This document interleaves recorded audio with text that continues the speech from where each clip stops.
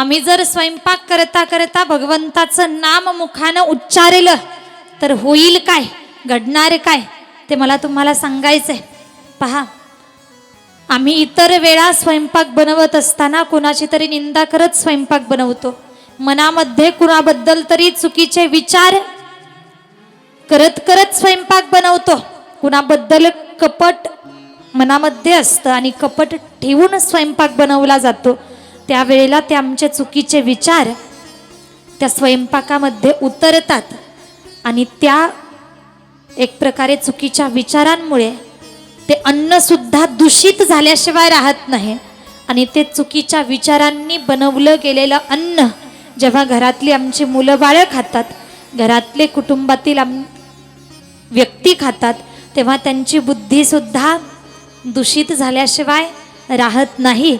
मग आम्ही जर चांगले विचार मनात ठेवून स्वयंपाक बनवला, भगवंताच्या नामाचं चिंतन करत करत आम्ही जर स्वयंपाक बनवला, तर ते चांगले विचार त्या अन्नाच्या माध्यमातनं अन्नामध्ये उतरून अन्नाच्या माध्यमातनं संपूर्ण परिवारापर्यंत जातील, घरातल्या मुलाबाळांपर्यंत जातील.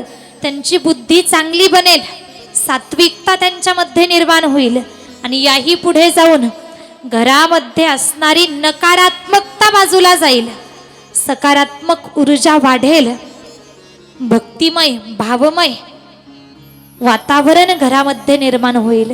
कशाचा परिणाम? फक्त नामचिंतन करून स्वयंपाक केल्याचा परिणाम.